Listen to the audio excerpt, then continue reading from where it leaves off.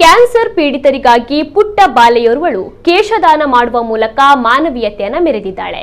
ದಕ್ಷಿಣ ಕನ್ನಡ ಜಿಲ್ಲೆಯ ಮೂಡುಬಿದ್ರೆ ಸಮೀಪದ ಪಡುಮಾರ್ನಾಡಿನ 9 ವರ್ಷದ ತಾನಿಯಾ ತನ್ನ 16 ಇಂಚಿನಷ್ಟು ಉದ್ದದ ಕೂದಲನ್ನ ಕ್ಯಾನ್ಸರ್ ಪೀಡಿತ ರೋಗಿಗಳಿಗಾಗಿ ದಾನ ಮಾಡಿ ಇತರರಿಗೆ ಮಾದರಿಯಾದ ಬಾಲಕಿಯಾಗಿದ್ದಾಳೆ. ಪಡುಮಾರ್ನಾಡಿನ ಸೇವಾ ಮಾಣಿಕ್ಯವೆಂದು ಬಿರುದು ಪಡೆದಿರುವ ಲೋಹಿತೇಸ್ ಟೆಸ್ಟಿನಾ ದಂಪತಿಯ ಪುತ್ರಿಯಾದ ತಾನಿಯಾ ಎಸ್ ಹ್ಯುಮ್ಯಾನಿಟಿ ಸಂಸ್ಥೆಯ ರೋಷನ್ ಬೆಳ್ಮಣ್ ಕ್ಯಾನ್ಸರ್ ಪೀಡಿತರಿಗಾಗಿ ಹಮ್ಮಿಕೊಂಡಿರುವ ಕೇಶದಾನ ಮಹಾಯೋಜನೆಗೆ ತನ್ನ ಕೂದಲನ್ನು ದಾನ ಮಾಡಿದ್ದಾಳೆ. ಇತ್ತೀಚೆಗಷ್ಟೇ ತಾನಿಯಾ ಚಿಕ್ಕಮ್ಮ ಕ್ಯಾರಲ್ ಅವರು ಕ್ಯಾನ್ಸರ್ ಪೀಡಿತರಿಗೆ ತನ್ನ ಕೂದಲನ್ನ ದಾನ ಮಾಡಿದ್ದು, ಈ ಬಗ್ಗೆ ತಾನಿಯಾ ಆಕೆಯ ಚಿಕ್ಕಮ್ಮನ ಬಳಿ ವಿಚಾರಿಸಿದ್ದಾಳೆ. ಆಗ ಆಕೆಯ ಚಿಕ್ಕಮ್ಮ ಕ್ಯಾನ್ಸರ್ ಪೀಡಿತರ ಬಗ್ಗೆ ತಾನಿಯಾಗೆ ಮಾಹಿತಿಯನ್ನ ನೀಡಿದ್ದಾರೆ.